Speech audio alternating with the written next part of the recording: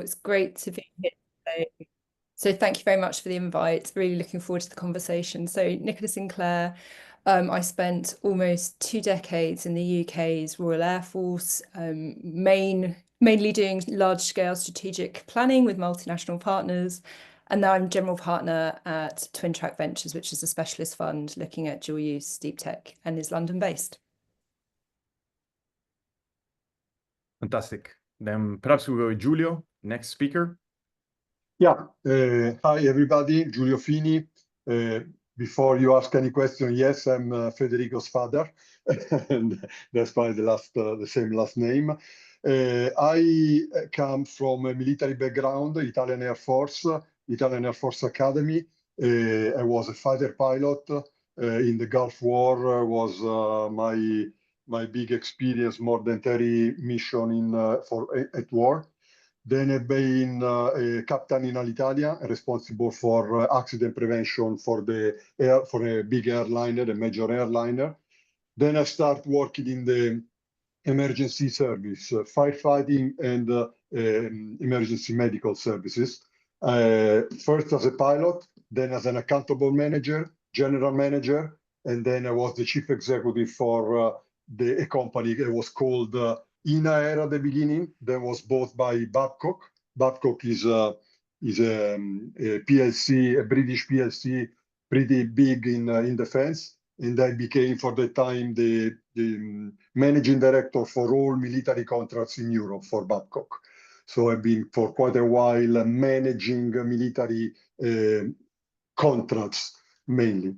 Then the aviation sector from Babcock was sold to a private equity called Ancala. So I was sold with the sector. I became the COO at first, and then the chief executive for emergency medical services in Europe.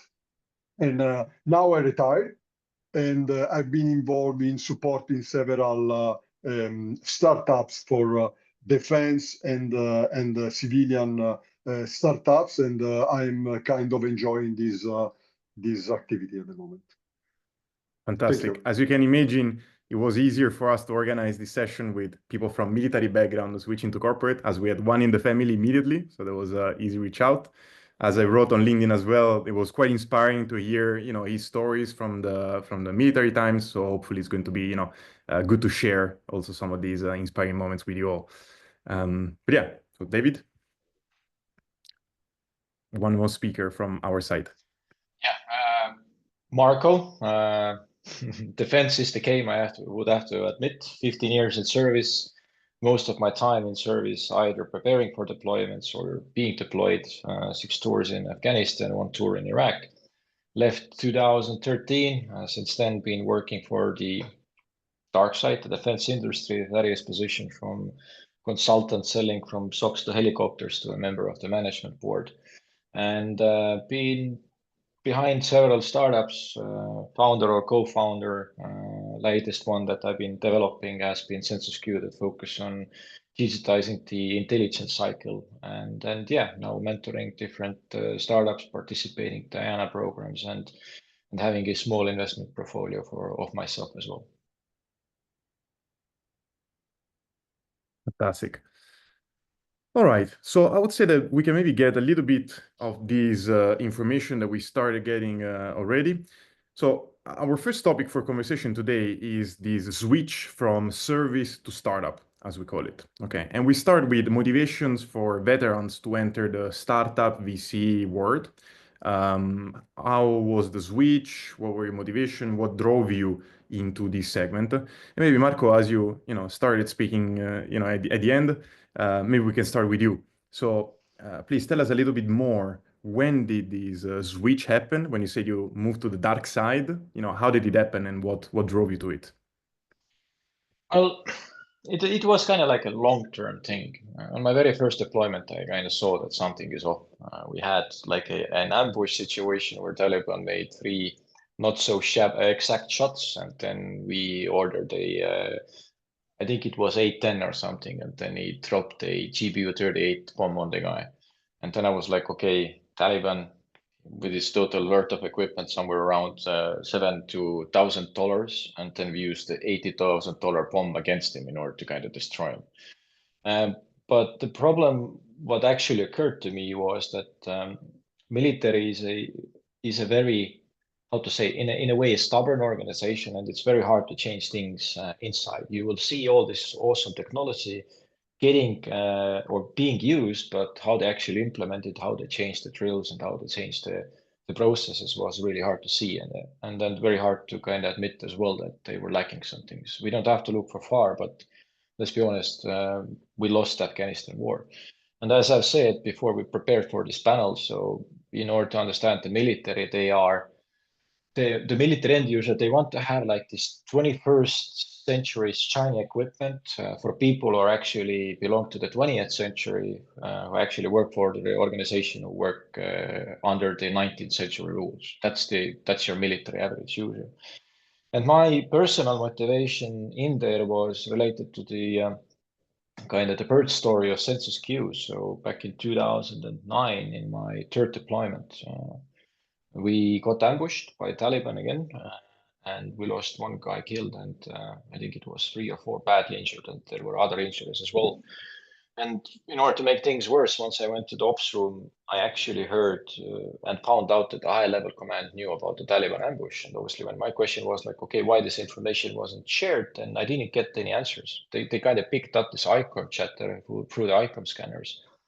And it took me several years to understand that it is a contextualizing problem. And everybody is now saying that, well, defense has been under budgeted, things have not progressed in there, and they are right. And it's not about being just under budgeted. It's also about the way how they implement new technologies. It's different. Their attitude is different because this defense is a very serious business. We are actually either taking human lives or saving human lives, and something that might work or might not work it doesn't have a room in there. So my personal motivation to kind of make that switch came somewhere in 2009. It took me several more years to find myself a position. And I actually, when I finally made the switch and made the decision, I didn't even know where I'm going to land. I just had some ideas, some plans. I found one of the people who I knew that is related to defense, and I kind of described him the ideas. And then he said that, okay, I like those ideas, but let's make it so that you put your ideas and I will put my money because you don't know anything about investments. And yeah, 11 years later, here I am. I've been working in, as I said, I started as a consultant, sold everything from socks to helicopters, and then basically, but no socks, no helicopters, everything in between. Then 2016 or 17, I had a question that how this peak defense is working actually. And then I transitioned to Patria. Patria is a Nordic manufacturer of armored personnel carriers. I became their head of business development, did some big procurements in Estonia, helped establish some companies in Baltic.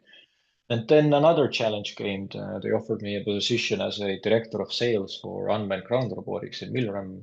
And then I started to do things globally, established my network base with companies like Lockheed Martin and General Dynamics and many others. And back in 2020, I received a very weird phone call that, hey, we really like your idea. And can you come and kind of pitch this idea to us? And this is how SensusQ born. And then I took the very first investment of 55,000 and established a core team. And well, 5 years later, here we are. Company has a product, it's working, it's being used in NATO countries. Some of the NATO countries have been tied with Ukrainian war since I think it was August 2022. And then constantly developed into product, and now figuring out how to branch from military to civilian applications towards like kind of business intelligence, critical infrastructure, medicine, so on and so on, because they all have the same problem of information sharing and validation. And yeah, that's my personal journey. What I kind of have found out is that defense, being part of defense is being in part of the unit is different than being in the civilian world. it's the way and the change of the attitudes of the organizations themselves. In defense, we're able to make critical decisions based on very little information, because bad decision is better than no decision. In like the civilian side, I see those things differently, because somebody always has to be responsible. I mean, not in the military, you don't have those responsibilities. It's the same in military as well. But yeah, it has been a very interesting thing. I've learned I've taken so many things with me from the military side that I'm using every day in my regular work. But I will tell them those things afterwards. I was about to say, actually, so from your military background, it seems you didn't only bring skills, but also the motivation itself, obviously, to get into the defense tech sector is strongly related to a personal experience that you've had while you were on the military service. Maybe touching to this point on Nicola, who didn't have the chance to speak too much about what she's currently doing as well, so maybe also a bit on your background as well. What would you say a bit on your motivation for getting into defense tech, but also some of the challenges of switching from, being in the logistics sector, in the Royal Air Force to, investing in venture capital. So yeah, floor to you. Yeah, so a bit like Marko, in that some of the issues I work on now were issues that I identified with while I was still wearing a uniform. So as a strategic planner, you have a couple of things that you really need to do all the time. One of them is to keep asking lots and lots and lots of questions. And I think anybody that's been near a venture capitalist understands that we ask a lot of questions. And of course, you're constantly looking into the future, trying to understand how things are going to unfold. What do you need? What is your contingency? What is your strategy? And you're trying to do it in a syndication. You're trying to do it with other countries or with other organizations inside defense, because I think defense gets represented as one thing. And anybody that's worked with defense knows that the Air Force might have 5 different points of view. The Army might have 10 different points of view. The Navy, their own point of view. So you're constantly trying to bring stakeholders around a table. So in my time inside the Air Force, I moved into the air capability area, where you look at the future of the Air Force, and was managing a number of contracts with primes, so major defense industrial companies. And it was very frustrating for me. This is pre a lot of virtual meetings. I was traveling around for these meetings, and invariably the contractors hadn't done the agenda items from the last meeting. So I pitched for and was successful in getting Air Force money to start a venture capital inside the Air Force. So that exists still today. I don't have a formal relationship with it anymore. But through that, I really started to understand that the skill set I had as a planner of 20 years was the same skill set as a venture capitalist. And to me, it became inevitable that I would basically end up leaving the uniform and working in this sector. So I wouldn't be running any other fund. I very much take the experience I had in that 20 years of defense problems and how we wanted things to work in the future, and use that as a way of measuring these technologies. So I think that we all bring skill sets with us from defense. We don't always understand how they perfectly map across to civilian life. If you're maybe an air trafficker inside defense, you could maybe understand you want to be an air trafficker in civilian world, or maybe not. But for me, part of that journey was working out what I spent my time actually doing, and what did that map across? What did I enjoy, and what did that map across to? And it turns out it was venture capital. So hopefully, Federico, that answers your question and shares a bit of the background of the fund too. Yeah, absolutely. So, Giulio, I was wondering if you could tell us a bit more. I know we heard a bit more about your background and your service. How you found your service and the skills you picked up there in the military? How's that translated into your success working with startups? Yes, well, pretty much like the other two, and I invite Nicola a little bit because she's been exposed to economics during the military service, things that I was not exposed, and I found that was my weak area when during my transition to the civilian world. In the military, I gained an invaluable leadership experience. I left the military with the rank of colonel, so I had a lot of leadership experience. I knew everything about tactics, weapons, airplanes, helicopter, ships, but not so much about running economics. There was my weak area, and there was a little bit of problem during my transition, but I was catching up quite soon, actually asking my financial directors to help me out a little bit at the beginning. But other than the leadership experience, I developed in the military strategic thinking and a deep understanding of defense operations. And that was very interesting when I was translating in other type of activity. I was serving in a high pressure environment, and I was able to take critical decisions with limited time and resources, especially when you are in a cockpit. You have bits and pieces of information coming from the radio. You need to take big decision on where to send your people and engage in a fight, and that is incredibly important and incredibly difficult. And that skill actually later proved essential in the business world. My transition to the private sector was driven by a desire to continue making impact beyond active service. I've been looking at innovation in the defense technology can enhance mission effectiveness. And now what I really want, since I'm retired, I want to help bridge the gap between groundbreaking ideas and real-world implementation. And this supported me in the decision to help a little bit some startup that I can actually support. And I support in entrepreneurs developing next generation solution for the defense and security.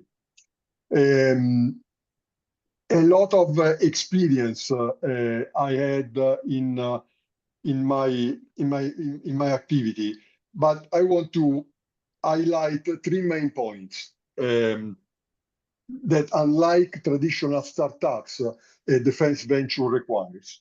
They need a deep relationship with government stakeholders. They need rigorous compliance measures, and they need the ability to navigate geopolitical shifts.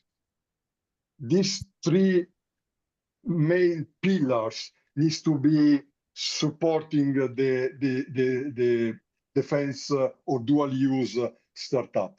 If you only think about the complexity of ITAR activity, and pretty much 90% of the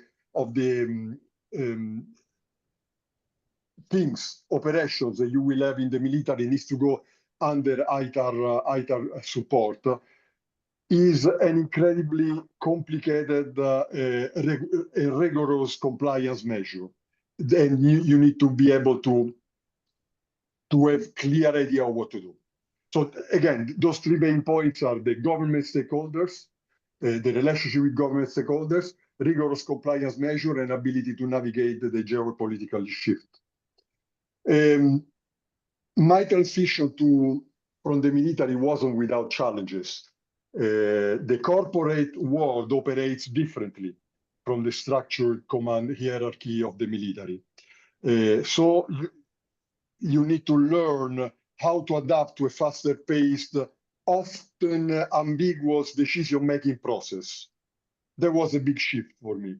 And I overcome this by leveraging my network continuously, learning from industry mentors, and focusing on core principle of leadership and problem solving that I was bringing with me during the service. But ultimately, my goal remains the same: support mission-driven entrepreneurs who are solving critical challenges in the defense and security. So I want to come back to you for sure on the navigation part, the 3 points you read about how you navigate working with defense contractors and working with the government. I want to come back to that, but I want to pick up on the challenges and open up to the floor to Marko and to Nicola as well about any thoughts, any comments. What challenges have you faced adapting and transitioning into your current roles?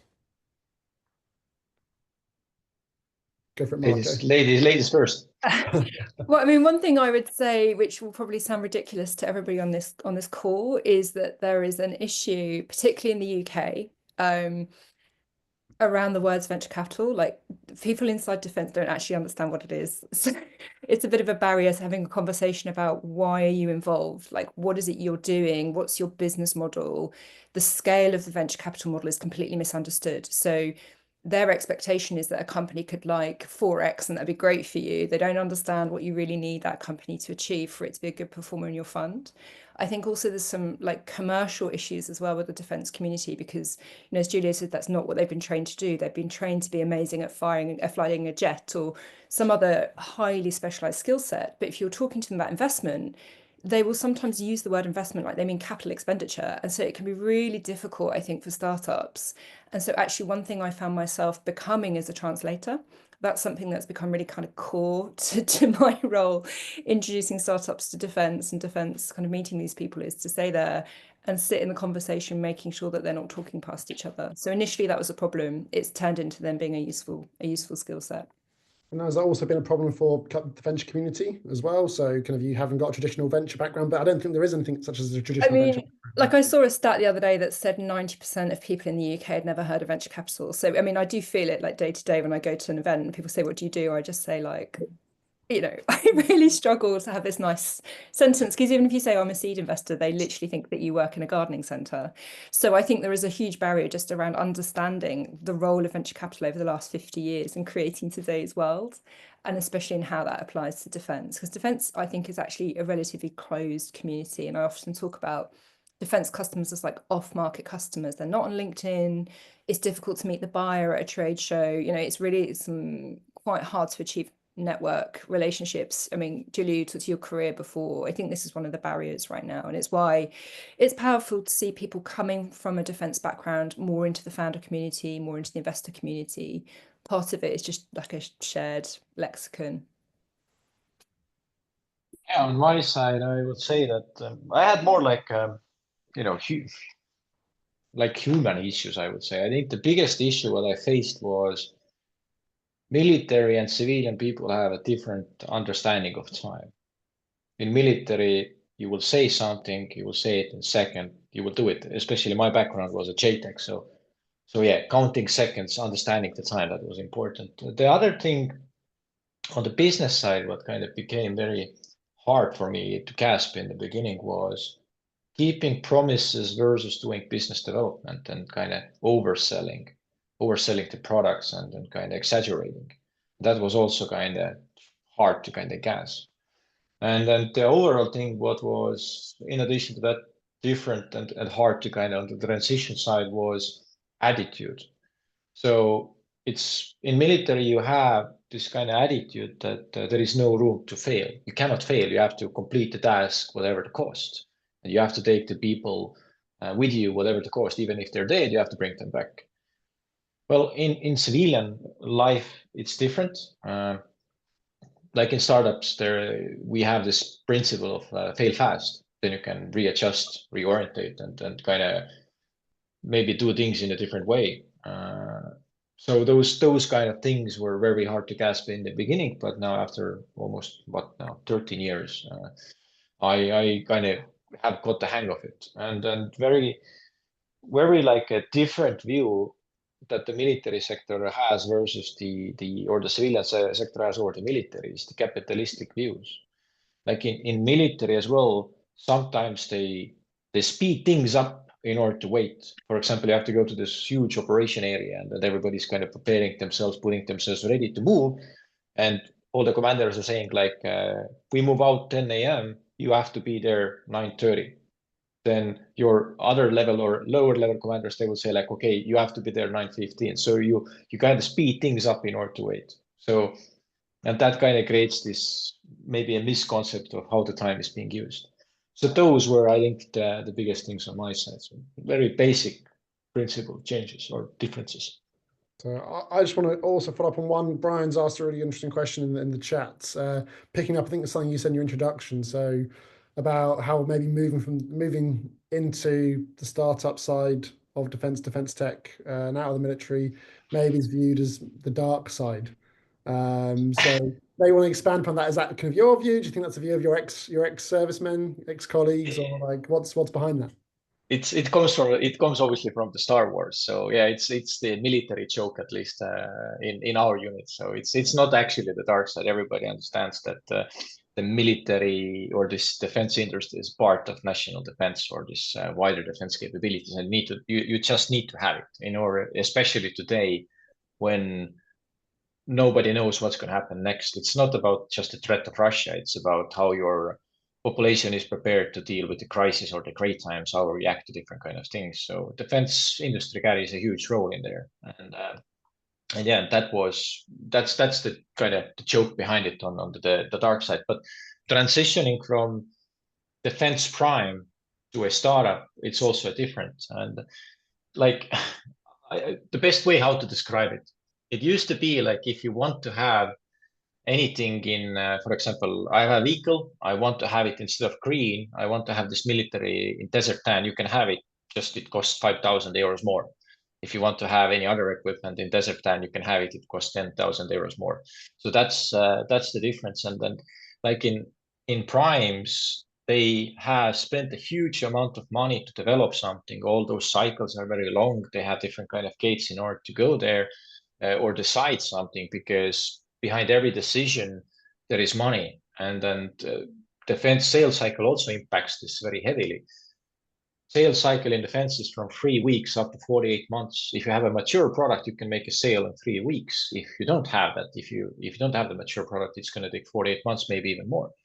So the defense entry barrier is very high. It's 10 million euros plus. So that's why they always kind of invest into their product first, and in order to kind of make sure that the investment is done in the right way, you have all those procedures, you have all those gates, you have all those like different levels of decision what you need to do in there. And it was very interesting to see how those things have been done in a huge prime companies or huge primes. And now some of those ideas you can actually bring to the startup side as well. But there is obviously lots of room to do different kind of mistakes when your company is just in a very early stages. You cannot implement the processes that you have in mature primes. So you have to find a balance. And Marko, it's quite interesting as you were going back again to the dark side, no? The defense tech being the dark side. Now it's getting a bit of a rebranding also from a public institution, that military tech is now called peace tech, or it's being more associated to peace and negotiation and so on and so forth. So there's a bit of an effort in trying to rebuild in a way the perspective on this.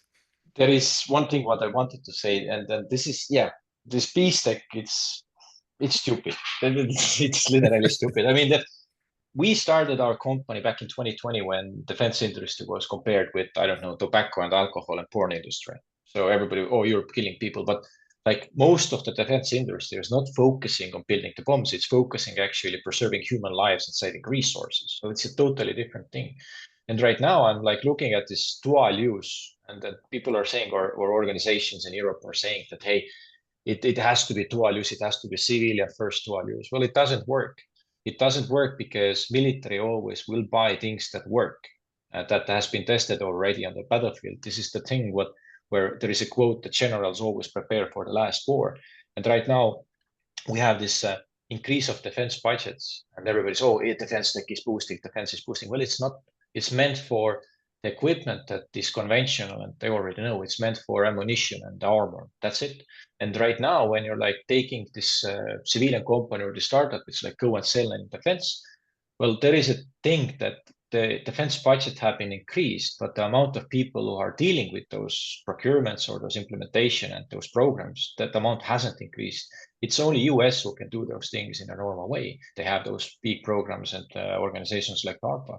But in here right now, if you want to take a new anti-weapon, anti-tank system, basically, it's going to be a huge effort, because you need to understand training, the life cycle, how you're going to kind of do all this thing that it would be operationally used in the organization. And somewhere behind the line, there is this maybe a startup aiming their startup like, hey, I have this piece of a cool piece of equipment. Can you use this? Well, nobody has time to deal with the startups. There is a huge gap when it comes down to innovation, and you very heavily have to know what you're doing, how you're going to push this through. So this dual use civilian first, it's not going to solve the problem. It's not going to change anything until our own governmental organizations will not invest into the innovation, and not only with money, but hiring more people who are actually looking this innovative side from the defense perspective as well. Mm-hmm. Yeah, absolutely, absolutely. And maybe on this one, we can attach with Giulio for a second, because as you said, like you are advising startups right now that are operating in the defense tech sector, but most likely are not run by people from the defense, with military background themselves. They're either students or engineers and so on. So how do you see them actually, like what are the main struggles? Because what Marko said, which is like very, very fair and normal, is budgets are increasing. So everyone is like, oh, okay, let's sell into defense, right? Like it's a hot, it's the new AI defense. Okay, great. But how do you actually, fill this gap between in theory and in practice, going there and selling to these primes and getting in touch? You mentioned about your network, but maybe specifically on, mindset and approaches of dealing with these entities, with the primes as well. Yeah, well, absolutely. The process is not simple because, first of all, you need to have, and I totally agree with Marko, we need to talk it straight. When we are talking about defense, we are talking about things that are dangerous, and you need to use it for their purpose. The moving from to be successful, to have a product from a startup to go into the defense, you need, first of all, a good technology, a good product. Needs to be ready and needs to work. So the evaluation of the technology readiness level of the product is very important. And then usually you need to evaluate the people in the startup that is good enough to be presented to your network in order to have a mature conversation and a mature entry. The development of weapons and developing of defense tools have been historically devoted to armed force. The armed force were doing research and development at the beginning. Then they were sharing the development with big companies, OEMs. They were actually spending a lot of money.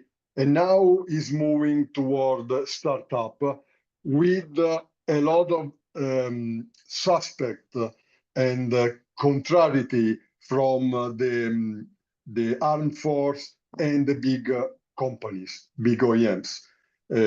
Because they would like to maintain the priority in the development. But the world is changing thanks to startup. So the defense needs to go in that direction. Now, the difficulty, Federico, for a startup to enter the military is the resistance from the military to accept that a startup is a serious service, is a serious activity that some serious people is doing. Because there are a lot of startups that at the end of the game are not so serious. Because today everybody can have a startup, but not all the startups are worth to be presented. Not all startups, and you know better than me because you're doing venture capital, not all startups are worth to invest in. And on my point of view, what I do whenever a startup is approaching me for support, I evaluate two big things. One, as I was saying, is what they have, the product, the technology, the usage of what they are developing, if it's a good idea or not. But the second thing that I'm evaluating is the people. And this is something that I learned in the military, of course. Actually, I learned from one person, General Schwarzkopf, probably you know, that was the general in charge of Operation Desert Storm in Iraq. And one day we worked together and we were discussing strategies and tactics. And I was saying that to evaluate people, you need to understand skills, and you need to evaluate training, what the equipment that they have. And General Schwarzkopf, Norman Schwarzkopf, was called the bear, huge guy. He was not talking much. Say, Giulio, keep it simple and stupid. To understand people, you need to know two things: dedication to the cause and will to fight. That's it. And he's right. Whenever I see a startup, other than evaluating the product, I want to see the dedication of what they're doing. I want to see the eyes of the tiger, because they really want to do it, and the will to fight. And fight in this case is not really fight, but is the will to reach the target. So Nicola, I want to bring you in there, because I know, so while Marko and Giulio are typically working with defense tech startups selling into the defense sector, you're more working and investing into startups that are more generalist startups that happen to sell and could have customers in the defense tech sector. So really interested to get your insights on some of the things that they've said, and kind of challenges procurement, attitudes towards procurement, if that runs true with. Sure. I mean, the first thing, we touched a little bit on language, and Federico, you mentioned like peace tech. Like, I actually really hate that, because I think it is a bit like greenwashing, right? Like, in an ideal world, we wouldn't need to do defense, and we could all have roles in other places and other industries, but that's just not the real world. So I kind of get the sentiment, but my feeling is that that is a really skewed way of presenting what is happening in this sector, because it's actually ultimately about increased lethality. So I think that that's a really helpful framing, rather than like weapon and non-weapon. I think that increasing the lethality of military forces, especially per pound, euro, dollar spent, is a better framing of this conversation. So I think in the last year, some of the language has moved on, and it's now more common to see defense, security, and resilience, the acronym DSR. I quite like it, because I think if you treat it as a three-letter acronym, you can talk about defense, battlefield technologies, but also things that increase lethality. So, for example, communication systems that allow you to improve the efficiency of a kill chain, through to, for example, security technologies that some people in different funds might have been very. Somebody please put their microphone on mute. Thank you. Through to security technologies that people might have felt very comfortable previously financing, that would, for example, have a small market in the security sector, but would also lead to increased security in businesses. Through to resilience, which I think really speaks to things like critical national infrastructure, including businesses, right? Like, your economy is part of your critical infrastructure. And we've talked a lot about what comes before a kinetic attack. What would we expect to see? We'd expect to see, for example, cyber attacks. We would expect to see taking down of different networks. We'd expect to see financial impact on an economy before a kinetic attack occurred in a country. So I think that's like a helpful way of like broadening this conversation, because at the end of the day, for me, particularly as a defense person, a person with a defense background, people often surprised that it's a dual use fund and it's a business model. So I wouldn't expect to see a weapon technology, like a literal weapon, having a civilian use case. That's fine. Other investors might find that very compelling. But for my thesis, what's interesting is, for example, manufacturing techniques that allow you to bring the logistic chain forward, so you can produce parts for an aircraft at or near the point of use. We've all experienced, anybody inside defense has experienced the frustration of broken aircraft, thousands of troops in the wrong place, or jets that can't fly because they're missing a part. If you can produce that locally and get that part onto the airplane in a few hours, you are increasing the lethality of your air force, of your military. But if that same printer can also sell into health, because it can increase the factory floor plate output of a company like Stryker that makes hip and knee replacement joints, because ultimately the printer just prints with ultra hard metals and ceramics, that as a venture capitalist is very compelling, because you aren't relying on government to buy. It can service government. It can service the increased lethality of your fighting forces in a very compelling way. But you can also bring in another market with a different cycle, right? Like a different spending cycle and a different timeline for that spending, which offsets the risk. It helps the company be more resilient to defending cycles, so that when government is ready to buy, the company still exists. This fragility of defense technology is something that I think a lot about. So I think that it's been controversial for a while. I think that's because the term dual use was sort of hijacked potentially by people who weren't comfortable with increased lethality. And I think that this framing of defense, security, resilience does this technology increase the lethality of our fighting forces? And in what way does it access markets beyond just defense? Is a better way of asking questions around companies, their ability to scale, and what they bring to defense and security without relying on government spending to grow. One thing what I just, sorry, Frederick, one thing what I wanted to add. In my perspective, like when we look at defense, we need to understand defense end user. And this is where I think most of the startups are making the mistakes.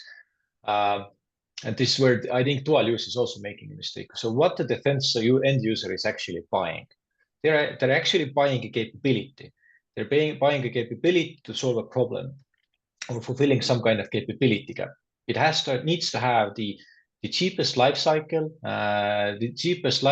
cost that actually meets the capability gap requirements. The second thing what they're looking for is an added advantage. It has to be either a unique technology, something has been done in the same way or with a remarkable cost reduction, and something is done way better than before. And most important, but this is, Nicola, this goes together with you, it's the sustainability. The reason for startups not operating in defense is the product, the service, this whatever they're providing, it needs to be available during crisis and war. When the startups have this kind of mindset, or we understand that 9 out of 10 startups will die, well, this is what already starts to drive the end user in defense, their thoughts and ideas that, okay, if I'm going to take this, maybe they're dead in few years or maybe a year. They are actually looking, in addition to that, viability throughout the life cycle of the product, because they're not buying this for a short time. It's for years that they're buying this. And most importantly, they're looking constant further product developments and modernization. There needs to be an upsell opportunity. So this is what the end user is buying. And then we now have to understand how they're buying, what are the ways, who makes the decisions, how to fulfill those capability gaps. And I think this kind of dual use is not maybe addressing those points correctly. Yes, there are opportunities for dual use, but that's those like 3 things: capability, edge, advantage, and sustainability are the main reason why the end user in defense and in those increased defense budget is actually looking for more ammunition and armor. Yeah, I just think there's a broader range of people inside the bucket of end user. So I think that the battlefield can't exist without a range of things that allow people to get to the front line, communicate on the front line, and sustain themselves on the front line. So if you are purely focused on technologies that are used literally by end users on the front line, you're sidestepping a range of technologies that can support overall fighting force. So this is my perspective as somebody who was a strategic planner. I would have people from the Air Force providing jets and telling me how many engineers they needed. And I would have people from logistics telling me it was going to take thousands of trucks to bring in fuel and build a base. And if I could, for example, digitize supply chain, that was hugely attractive, because whilst I'd still need to move material forward, I could move, for example, powdered metals forward, which are higher, like it's like cash, right? It's a higher level of optionality. So, you know, this idea that I have to move a finished part from somebody like Germany to the UK, then 3 different staging posts in the Middle East, forward to fit it on a jet, and my jet's not going to be available for 2 weeks, is something that's really ingrained in my way of thinking about end user.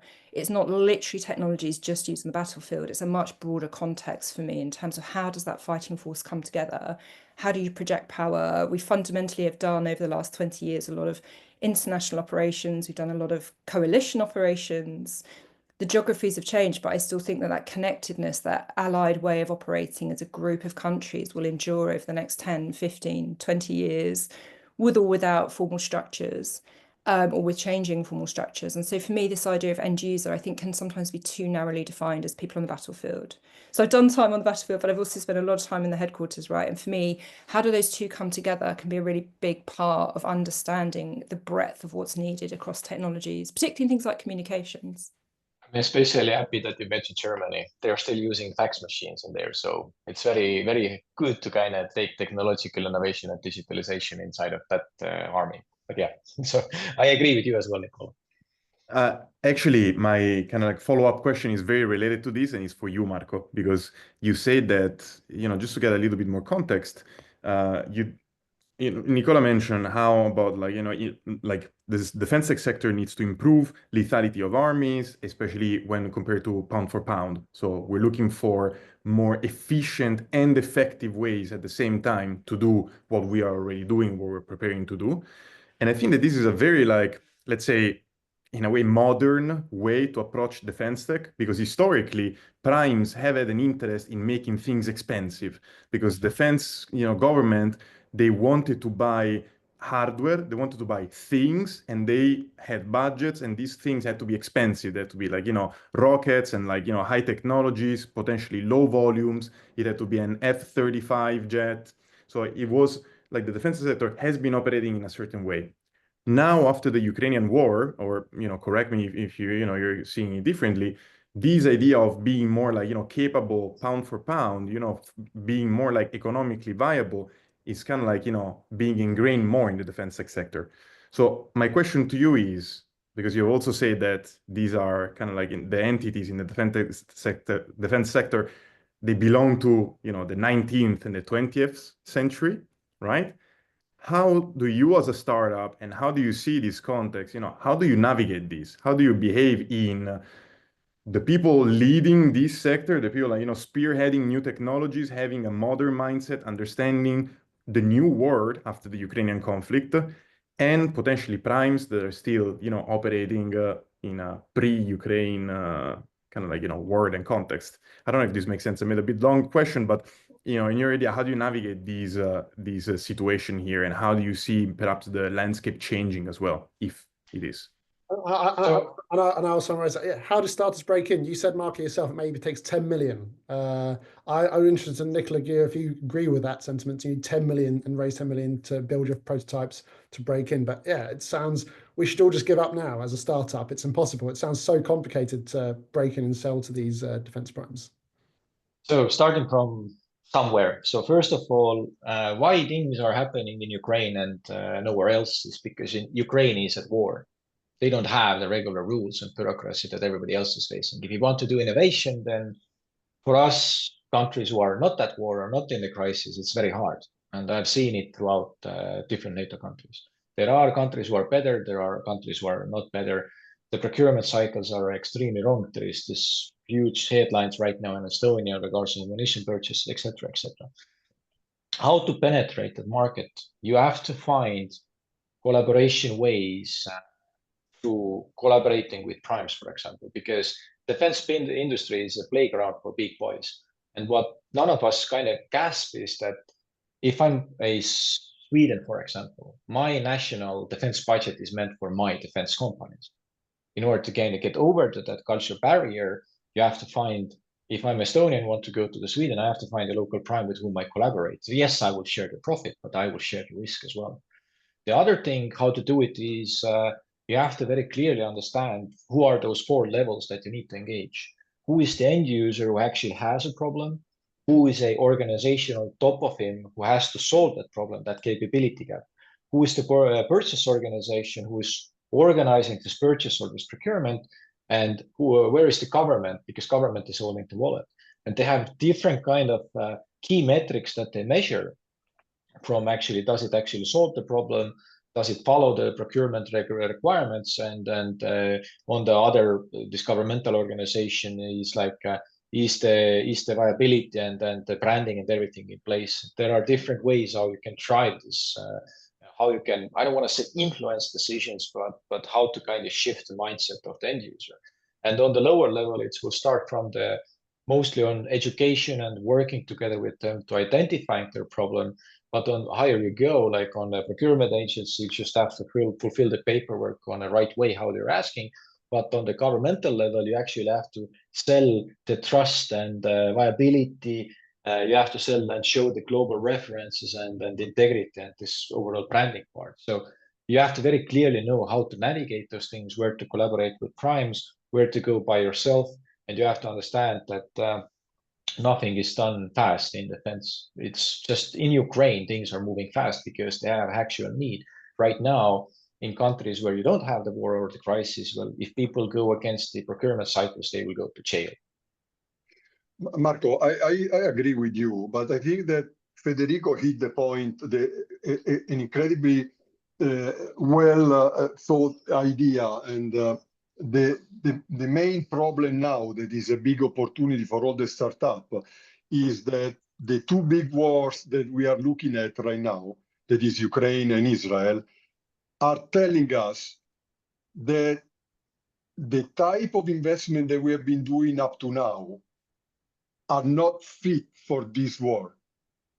And if you look at the idea of the rearm EU, the Ursula von der Leyen program, is mainly there because all the NATO countries, other than the United States probably, understood that we are not ready. The investment done up to now are not are not usable in this type of war, because the war, you know,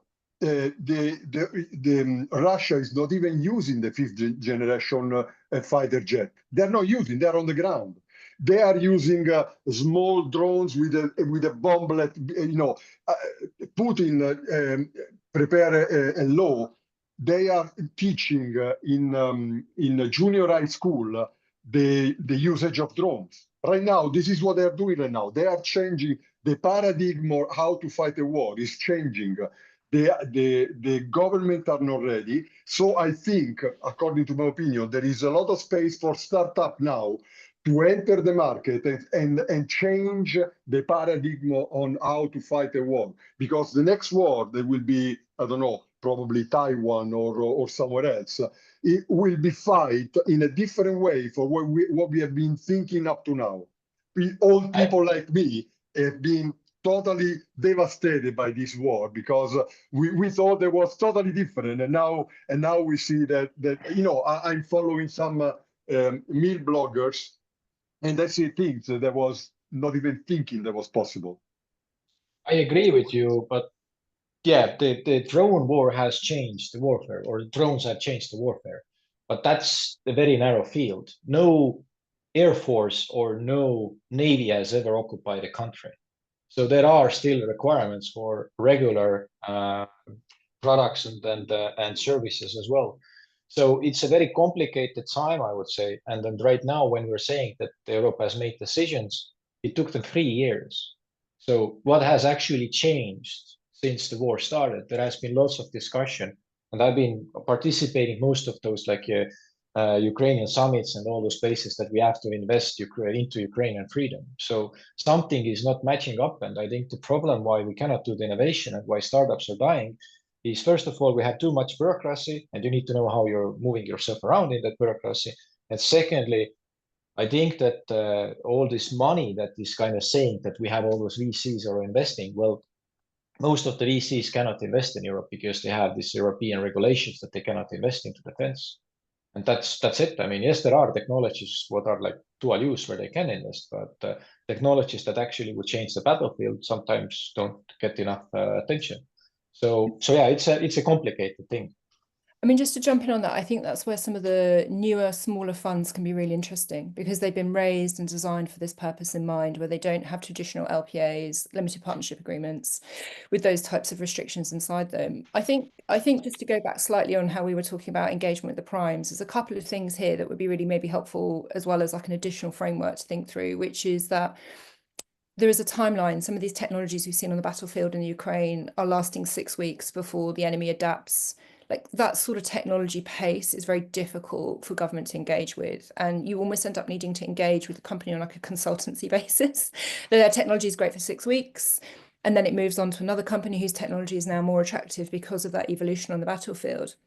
I've seen an interesting thing with some startups as like service providers, where really what they're providing is like a framework contract, like a very standardized contract that allows defense to engage with different startups very quickly because they know exactly what the terms of the contracts are going to be. So it's like a financial or commercial evolution rather than real true innovation in a technical sense that's unlocking some of that. I think what tends to drive this though is, are companies trying to push to defense? Or is this somewhere defense is actively pulling? So when you're pushing into defense, I agree, a partner's super helpful. It can be very difficult with a prime. Generally, what I look for in my portfolio is for portfolio companies to co-bid rather than sub-bid for something. I think though, when there's a pull from defense, when there's a real problem, they can actually be very risk tolerant and very interested in low TRL technologies. And that unlocks then direct work with the user. And that then gets very interesting for somebody like me because you have direct contract. you have opportunity to sometimes, if it exists in that country, see, for example, from entities like Incotel in the States or NSIF in the UK, and there are others, a mixture of research and development contract with equity. That can be a great way to really stretch that partnership into a very long-term relationship. And so for me, this is why deep tech is quite interesting, because it changes the time horizon those companies are partnering with government for. You know, it's a technology where there is a strong pull and a willingness to establish a long-term partnership. And so I think that this is something that, you know, there should be some good grid somewhere, and nobody, I think, has really written this down. But there are a few different axes here in terms of how these relationships come together. Often I find that each startup really needs like quite a different approach to how to do this. There's no playbook. It depends what it depends where they are, it depends where the customer base is, it depends what's happening with instability at any given time, it depends if it's push-pull, it depends if they're doing something that Prime can't do significantly or if it's additive. And that's But still, the main question what I wanted to ask, what is the biggest lack in Ukraine right now? What they're missing the most? I mean, And this is I nothing. I can tell you what they're missing today, because probably in the Ukrainian war, the most important part is the communication and information. And now that the United States are not providing intelligence anymore, they are really in deep trouble. And if they do not, they will not have the support of Skylink, they are pretty much done. So the biggest thing what they're missing is ammunition. Ammunition. That's the biggest thing what they're missing. All those things that those are nice niche things that they can do. Yes, I know how to do those attacks behind enemy lines. I know how to do the tracking and targeting and all that stuff. That's nice. But at this very moment, the biggest problem is the opposing force of the enemy. You don't have enough ammunition to destroy that enemy, because Russia doesn't care about their people. They just send troop after troops after troops. And that's the issue. Well, ammunition and people will be the key, are always the key. But if I would invest in something right now, is communication and intelligence, because I would invest in something like with artificial intelligence and OSINT, automated OSINT, that will collect all the information that are on the net, because there are millions of pictures and people that is with the telephone telling you where people and activity is, and automatically drive with possible targets. That's something that we do not have at the moment. You know, the artificial intelligence driven OSINT. Sorry, this is a very hardcore topic for me. One thing, and this is the very last thing what I've got to say about the defense, is that one most important thing what we're forgetting when it comes down to the defense end user is they go through training. It takes time for them to understand all the equipment what they're using, and basically they are, I don't want to kind of say the slaves of their own processes, but they have been trained in different ways. For example, you mentioned intelligence cycle or intelligence. The biggest problem in updating or digitizing intelligence is the way how they work. They have been taught to use, I don't know, Microsoft Office tools to do intelligence planning or basically conversion of information into intelligence. And kind of changing that way is very hard. You need a lot of education in there. And this is why also switching out the weapon system is very hard for Army, because you have thousands of people in there, and that's going to take time. So the training component is crucial when it comes down to the implementation of technologies, because if that whatever they're using is not going to follow the procedures or the way how they've been trained, they're not going to use it. They're going to just toss it aside and do their own thing as they've been taught. Thanks very much. I think as one last question I want to ask you guys, I know there's people like putting up their hands and being, so we're going to make, I know we've got loads of other questions and topics we want to get to you guys, but we've already had such a great conversation. We're going to have to get to the Q&A shortly. But the one last one I really want to make sure I asked you guys was, we talked a lot about kind of, okay, what should we be building? What is it that defense industry, what is it the governments want to buy? We've got about half the people signed up this session are founders. Let's assume they've worked out and they've got a great innovation, they've got a great technology that government should be buying, that primes should be partnering with, investing in. Kind of for founders, whether they've got a military background or not, how do they get those meetings? How do they actually engage and have those first conversations to find out what is it they're asking for on R&D basis to actually maybe test these ideas, get them tested on the battlefield before there's a procurement. How do you go about just getting started, especially if you don't have that military background as a founder? Eamon, I'm sorry, Giulio. Sure, Nicola, go ahead. Sorry, Nicola. I was going to say, I think there's no one answer, but that actually you really need a warm introduction most of the time. I think otherwise you're just relying on luck. And I think that this can be really difficult for people. One thing I definitely see in countries where there's no longer a tradition of military service, majority of the population don't know somebody who's worn a uniform. They don't have a brother or a friend that can say, oh, I've served with somebody, I can introduce you. And it can be hugely exhaustive for founders going to a lot of events. They don't know if they're talking to a decision maker.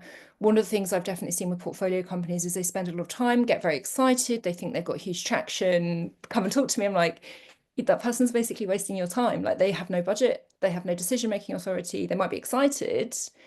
That's some feedback, but you're not actually going to be able to convert that.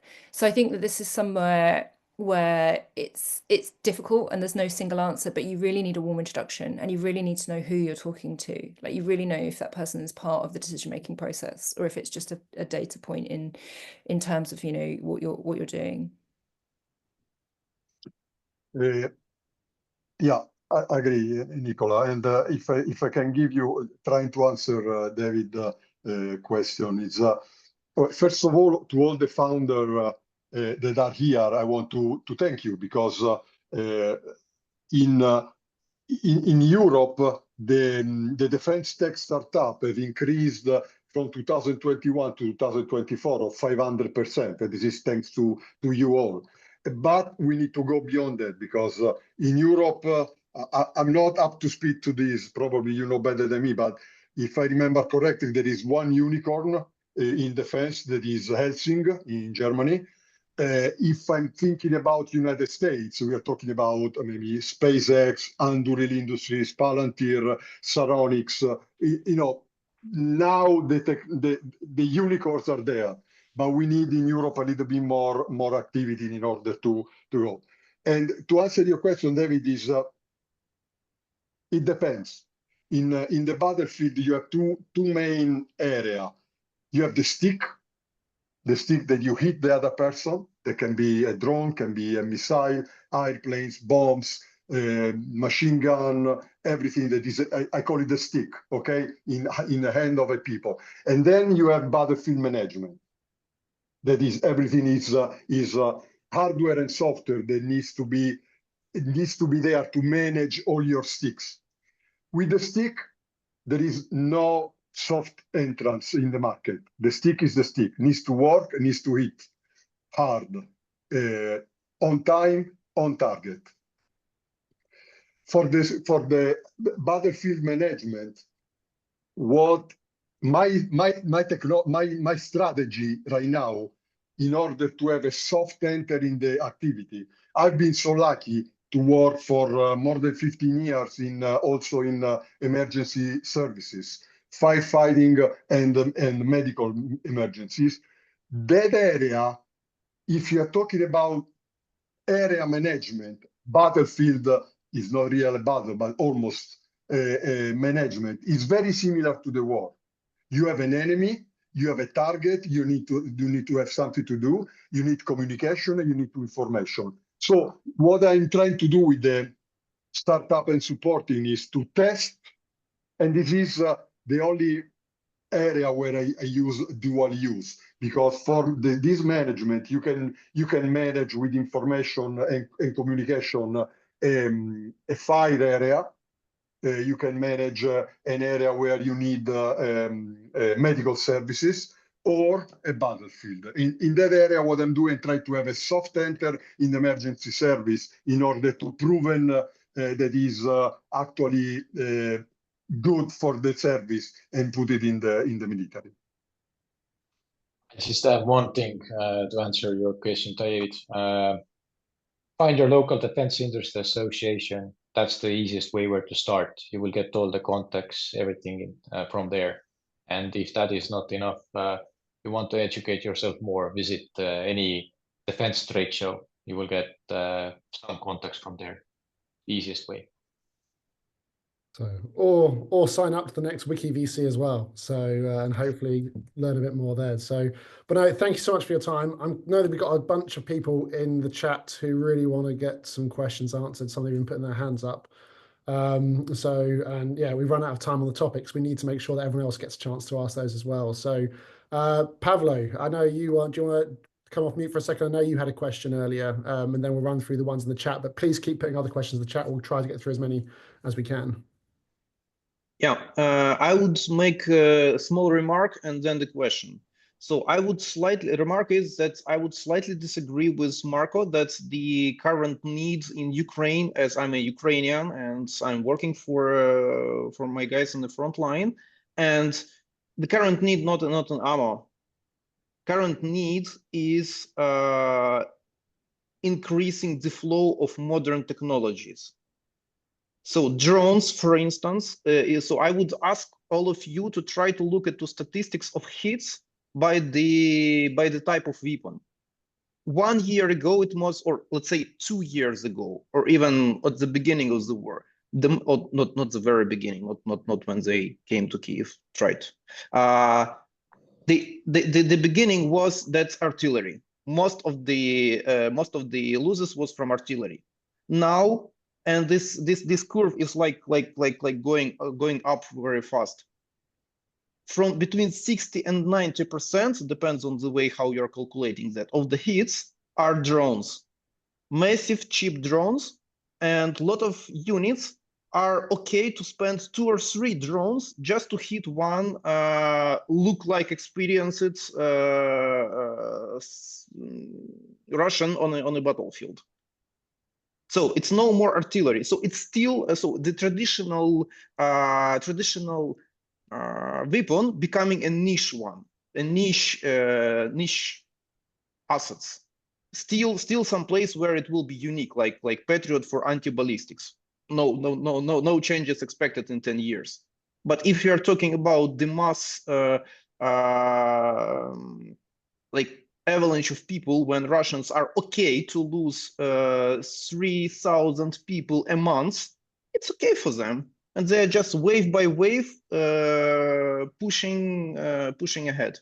So the world is really changed, and what I really ask all the Western world is, please don't try to prepare for the previous war. Please prepare to the future war, to the ongoing war. And my question to panelists is actually about how do you see the possible that the European, first of all, institutions will be able to keep supporting of continuous innovations, because the things which are working today most likely will not work in 6 months. And today we should work on the things which will be in 6 months ready on the battlefield and will be obsolete in 1 year. How to, with all this bureaucracy, how to keep this innovation trend? Thank you. Sorry for a lot of airtime. No worries. I can take that answer. So first of all, yeah, thank you, Paolo, for making your remark. I think we operate in a different operation space, but anyway, doesn't matter. You have your opinion, I have my opinion. The other thing what I wanted to say regards to your question, the only way how Europe can actually make sure that we're not preparing for the last war is to start continuous trialing programs. To understand how technology is being used. You Ukrainians have your Brave Ones and all those cool programs. This is the place where Europe should actually learn. We're trying to do those things, but I think the innovative or innovation budgets are still lacking when you compare them with actual defense budgets. And then, sorry, but the conventional warfare weapons will never go anywhere. They are going to stay. I agree with UAVs. They have changed the battlefield, but still, I think the next big thing what is going to happen in Europe or actually in the world is anything and everything related to counter UAS. That's the real problem that needs to be solved. All right. We maybe go to the next question here. We have a nice thought on these on these regards.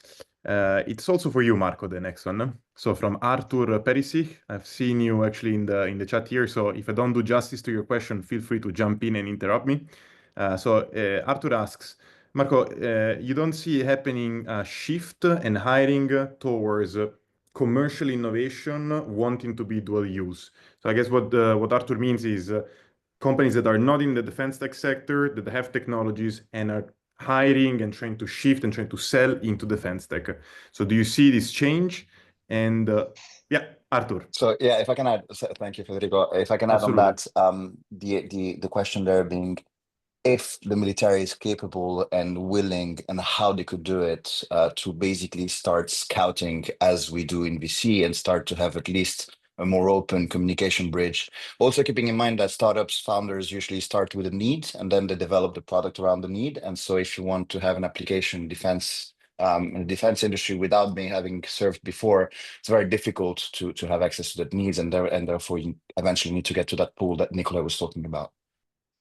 Basically, if I got the question right, so yes, there are some changes. The Diana program, for example, they are trying to take civilian technologies and implement to defense, but the problem in there is as well, those in order to kind of get your product to the readiness when the end user is going to use it, you have to develop the product to the finalization so it can be used. There are some programs where immature technologies are tested and trialed and feedback is being given, but there are few of them. So in order to kind of sell your product right now in defense, you have to sell it less like a product, but more like a project, like an opportunity where the end user is buying or paying for all the developments, etc., etc. If you cannot do that, the other opportunity is to break into that 10 million euro boundary. You break that, then you have a product, then they will use it. That's it. If it kind of answered your question, I hope. Yeah, no, it does. I'm more thinking about like from the defense side, like from the governmental side, do you think there might be the willingness and there might be the room to evolve into a more proactive scouting towards the public sector startups? I mean, I'd love to jump in on that actually as well after you, Marko, if that's all right. Yeah, of course. Right now, as I said, buying new conventional equipment takes a huge amount of power from those organizations, and I think they are lacking people. It's not US. They have in US every program they have 3-4 people working with the program. In Europe we have the lack of those people, and I think that's the issue. There might be a willingness to change and adapt in the future, but it has to come from some kind of a pain, and I think the pain is already there. Let's look at the Baltic Sea. Right now, every time when a Chinese vessel goes over to the Baltic Sea, somebody has an accident with an anchor, and suddenly, yeah, all the infrastructure has been ruined, and we cannot do anything about it. So that should be your kind of change towards the shift or changing the attitude. But I don't see that there. I think it's going to take some more time and some more pain in order to kind of change the organizational behavior. Yeah, I'd just love to jump in on the back of that and say, actually, I've seen a couple of countries try like a scouting function, and actually it's been really difficult. I think the reason it's been really difficult is that there is a couple of like inherent issues inside defense where, as a general rule, defense really finds it hard to prioritize what it's looking for. So it tends to write a list of like 20 things written in the language that a prime is more accustomed to, where you read it and you think that doesn't exclude anything. It's everything and therefore it's nothing. And so trying to get down to a list of maybe like 3 priorities those scouts can work against has proved really culturally difficult across the range of militaries. I think the other thing is that scouting is not seen as something that you would maybe get somebody more experienced to do. So it tends to be quite a junior function or something where a civil servant, like a civilian who hasn't directly experienced military, like hasn't had contact in warfare, ends up doing the scouting, which means that you can get some very peculiar companies coming forward. And then the last thing is you often see technologies that are great, but terrible companies. So this sort of issue with people falling in love with technology, but it's not investable. So I think that this is something that might look different in 50 years, maybe. But it's somewhere where I think the US has a bit of a head start, and that's because they have a program of taking people out of military service at quite a senior level, like colonel level, putting them inside of VC for 8 to 12 months and giving them like a training period where they see companies, where they understand what's backable, what's a contractual risk and what isn't. So for example, if you're startup is 2 years old but is backed by tier 1 companies and very well financed, they might not be able to give you 2 years of accounts in the black, but they are still probably great to work with, right? Like some of those subtleties are completely lost on serving military who don't have that commercial experience. So I think this is somewhere that's really interesting, but it's super immature and therefore is not working very well right now, but has great potential longer term. Nicola, you're totally right. You're totally right. And I think that NATO right now, all the government and NATO, most than everybody, is actually realizing this problem. And they realize that they need to change. And this is a good information. If you look at the NATO Innovation Fund, they have what more than 1 billion ready for deep tech investment, because they understood that they need to somehow become leaner, and it needs to be easier the entrance of startup in the defense activity. This is only the first, because of course cannot be only through the NATO Innovation Fund, but this is the first information that I see that is telling me that they want to do something to make it easier. And that's a good information. I think that's according to my. So, Giulio, I've got a next question. Actually, I'm going to combine some questions from a few of the panelists. It's directed at you, but I think we'll open up to everybody, which is kind of with the startups you're working with and the pods they're developing, kind of how do you help them understand whether it's a new product or actually maybe it's more just a solution which should be integrated into existing military capabilities? Kind of, I think also, Marko, you were saying how hard it is just to sell brand new capabilities. So I guess especially those without military backgrounds might not know, is it brand new or is it more of an integration?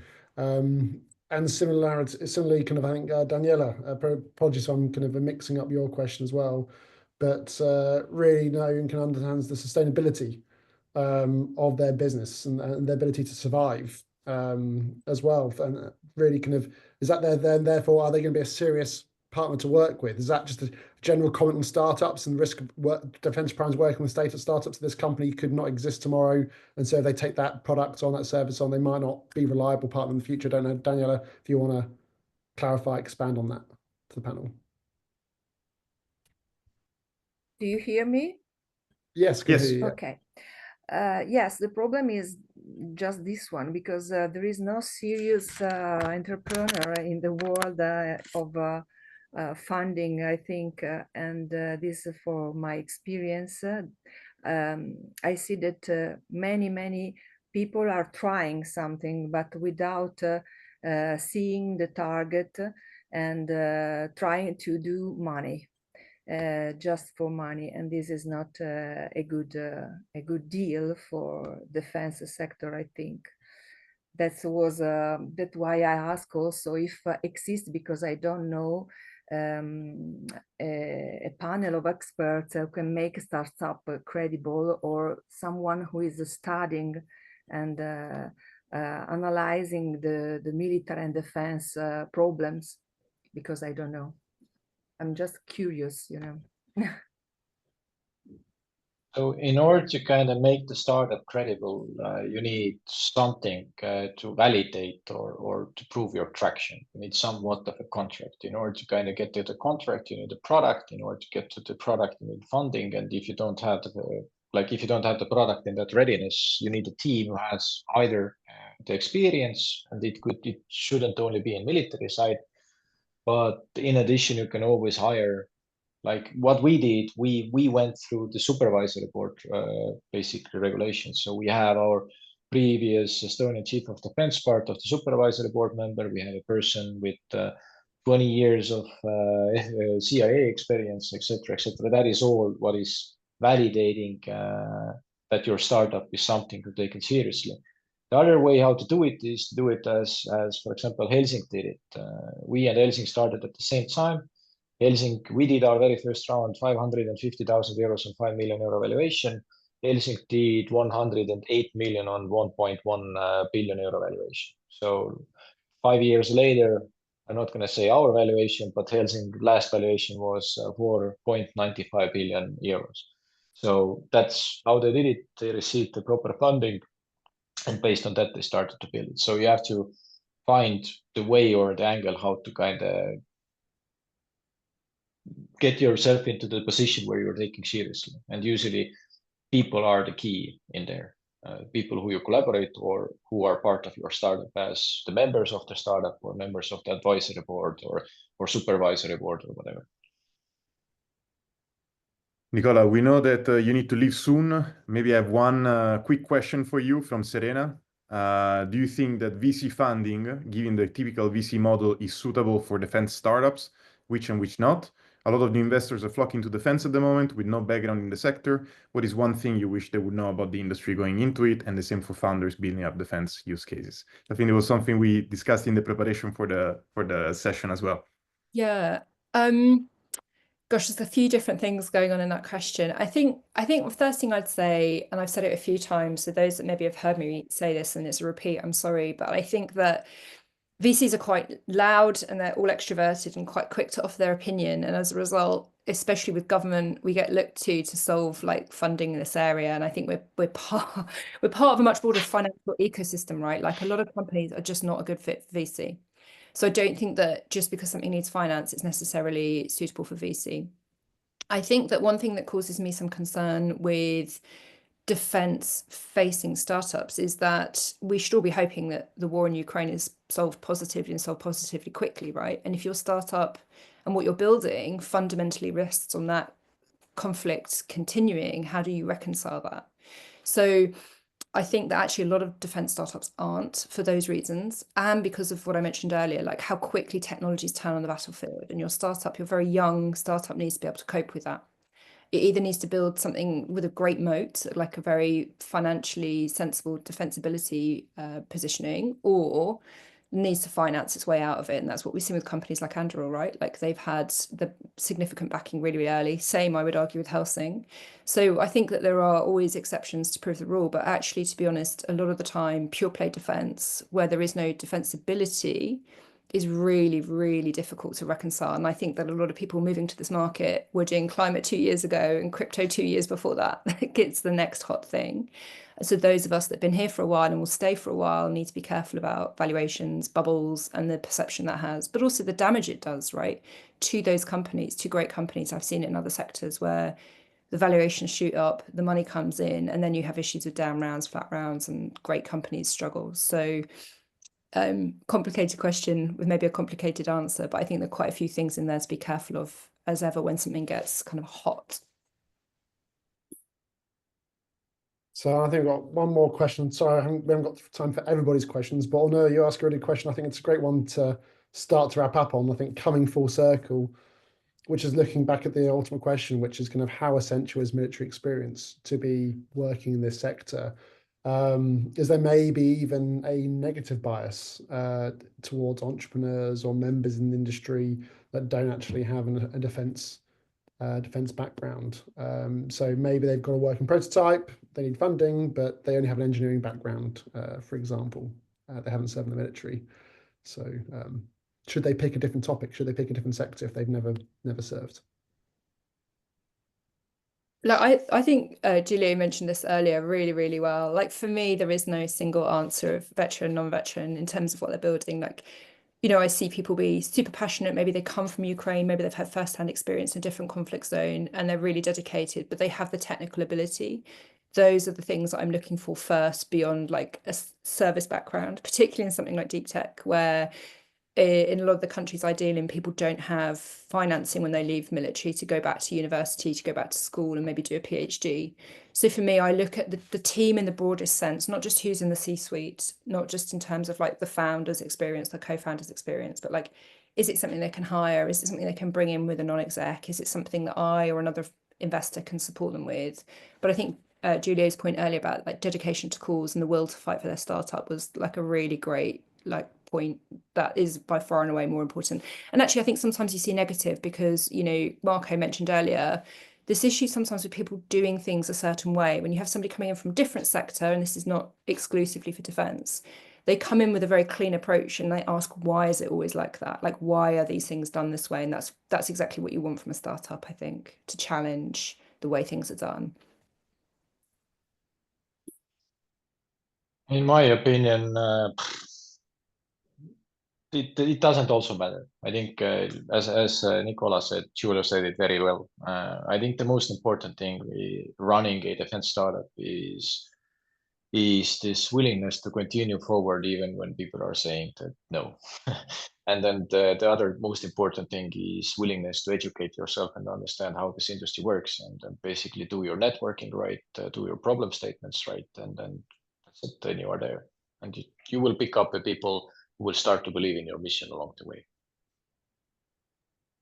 Guys, so we are pretty much at the end of our session. We have one final point, which is our last question for the day. And then first of all, I want to thank you all for your time. And then we do a little bit of wrap up and closing.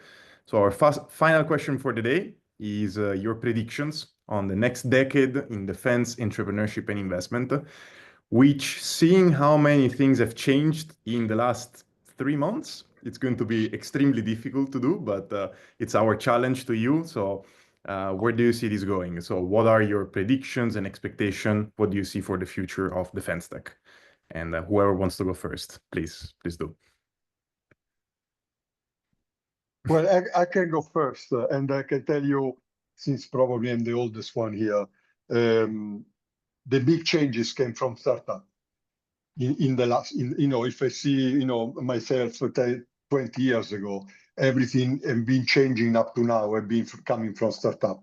So I don't know what's going to happen in 10 years, but I bet they will come from a startup. It will make everything differently.